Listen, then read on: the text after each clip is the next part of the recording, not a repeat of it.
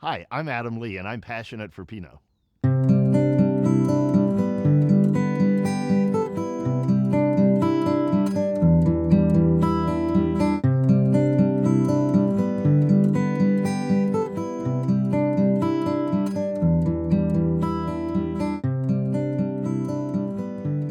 I think when you taste a bottle of Pinot, really good Pinot Noir, you discover that you are not just tasting a fun drink, but you are tasting a particular place where the grapes are grown. And then you're actually tasting the work of the hands of all the people that have been there. Certainly the growers, but all of the people that worked in the vineyards, the individuals that were there for pruning, for thinning, for leaf pulling, the whole thing. I think that combination of people and place is something really, truly special about wine and especially Pinot Noir.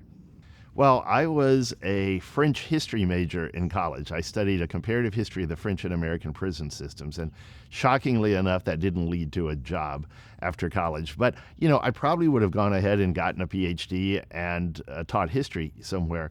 But I discovered I was actually a junior in college and I was dating a girl that was a senior, and she got a job after college out in the wine country. But we discovered this one place that we used to love to picnic, and I truly fell head over heels with Pinot Noir. In fact, the relationship with Pinot lasted, but the relationship with the girl did not.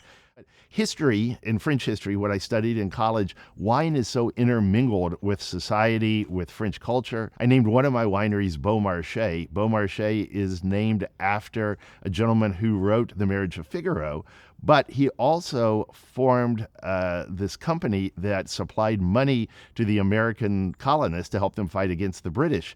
So I have a winery that has a French history tie-in to it. So there would be some weird combination of wine still being mixed into whatever else I was doing. Pinot is not difficult. We like people to think that it's difficult, but it's demanding. And there is a difference between the two. Demanding means you have to take every step right just to hopefully make a product that's pretty good. In some ways, that makes it easier. I really think Pinot's pretty diverse and can go with a lot of things. I actually even think these days, because we're dealing with leaner cuts of meat in many ways, I think Pinot's a great steak wine. That would be my choice of meals to do with Pinot. But I also think at home, I think there's so many different things that you can do. I love the fact that Pinot comes from the land and really reflects the land, but it's also then reflected through the lens of the winemaker and the choices the winemaker makes. Early in the life of the vines, when I first started with them, they didn't really do a good job of getting stems ripe, and you couldn't really use the whole clusters in them.